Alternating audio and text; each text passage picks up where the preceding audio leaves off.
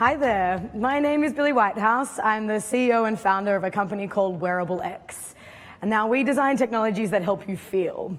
And mostly what I want to talk about today is how do we design a slightly more optimistic version of the future than what we're traditionally presented with in the current climate, which is a little bit doom and gloom. So I'm going to show you a video that talks about an abstract way of looking at the future. We'll play that now. We experience our world through our senses. Sound, sight, touch. Touch defines the boundaries of our bodies and connects us to our surroundings. Warmth, texture,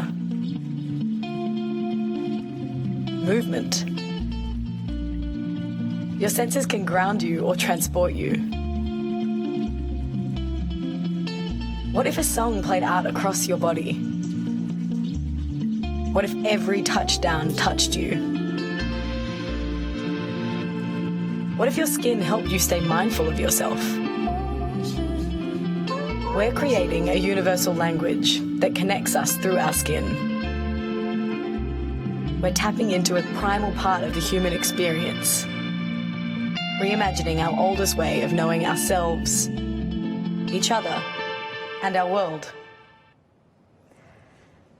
Now, when we talk about designing technologies that help you feel, we first have to think about what makes us fundamentally human, and also look anthropologically, it's a really hard word to say, at what are the things that define us. Recently, we've seen that 90% of all communication is nonverbal. But actually, it's changed because now we mostly communicate via a digital screen. So what does that do for communication that is nonverbal? So 5 years ago, my career started by building a product called Funderwear. Funderwear is vibrating knickers for couples in long-distance relationships that transfers touch over vast distances, that allows you to feel what your partner would like you to feel. You can, yes, stimulate each other via your underwear. This was the beginning of my career, and we had 8 million hits on YouTube, 55,000 requests for the product, and we did it in partnership with Durex, the condom company. The irony is when you work with a condom company that's huge, that is in fact in every aisle of every supermarket, there are many, many things to learn about the human experience. But what we decided to focus on is how haptics, how vibration can communicate back with the body and really transform this idea of intimacy. Intimacy is one of the few things that does make us truly and fundamentally human. The next thing we looked at were things like shared experiences. Now, shared experiences, human-to-human connection, is something that is very, very fundamental to how we live as humans. Now, we built a fan jersey that was connected to live sports data. And what it did is it replicated things like adrenaline buildup or chills down your spine or heartbeat.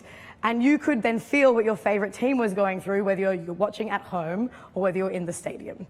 And what it does is it enhances an experience. And I started this project in 2014, and I built this with Fox Sports in Australia. And then I came over here and did it with Super Bowl 50.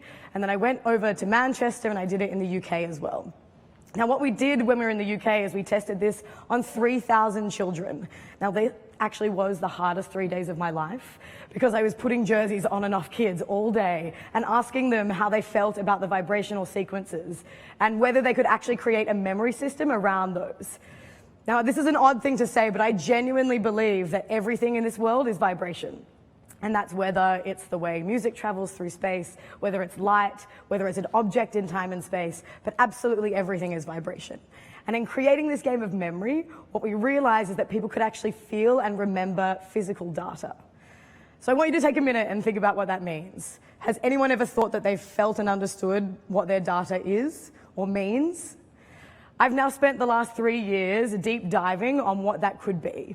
And we released a product last year called Nadi X. Now, Nadi is a Sanskrit word that actually means flow.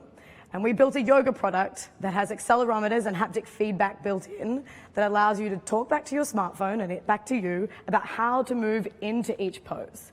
Now, the accelerometer values then determine whether you make it into the pose or not, and then they give you vibrational cues as to where to focus. Now, I'm going to show you exactly how this works so you can understand step by step.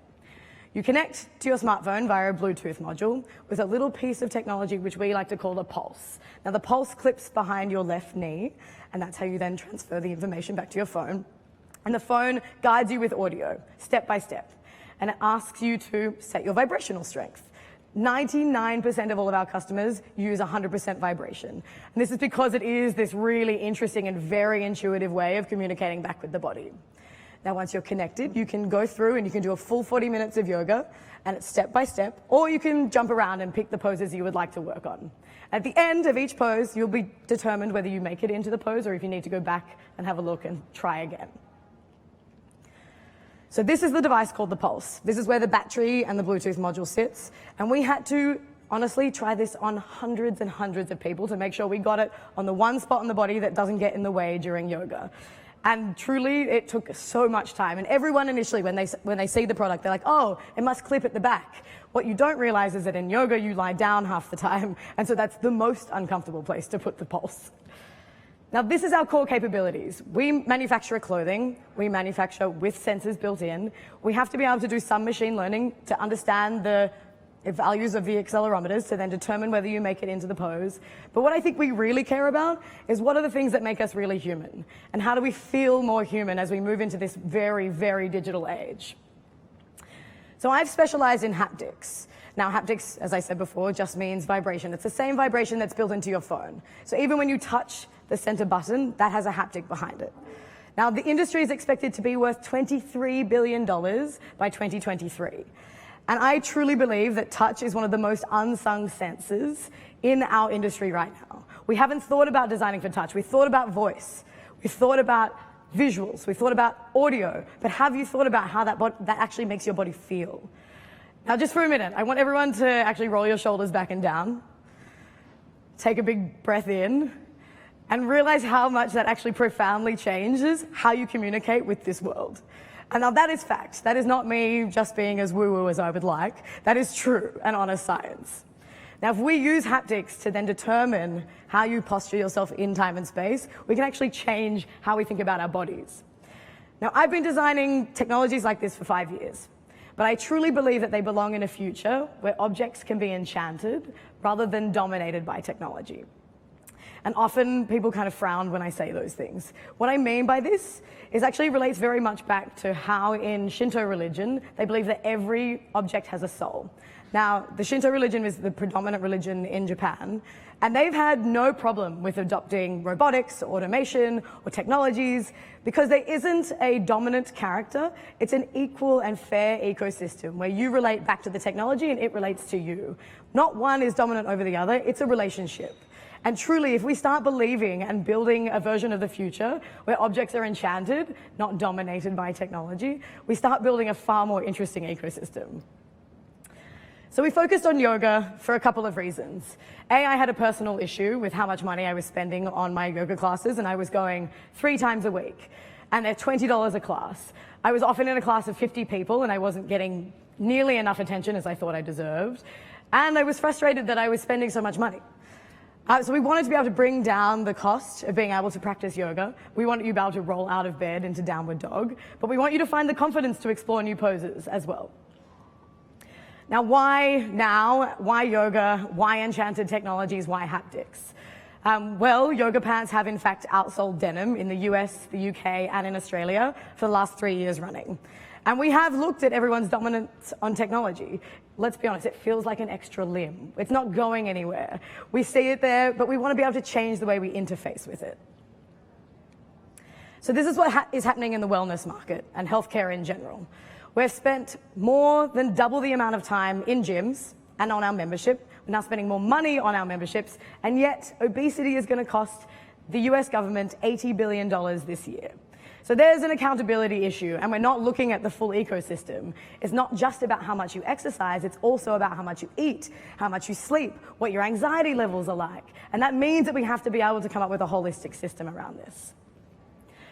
You know these competitors in the space. You know that they're performing really, really well, but they're continually falling short for yoga. And this is why we decided to focus on this space. For us, we truly believe in a version of the future where design and technology touch, but in a really, really human way. So in finishing this, I'm going to ask you to close your eyes one last time, and I'm going to ask you to imagine a full highway of communication that exists around the body. Now imagine this like cars traveling into Manhattan. They light up, they inspire, they exist in this full circumference around you. But you, as the customer, you are the person who owns this. It doesn't belong to an enterprise.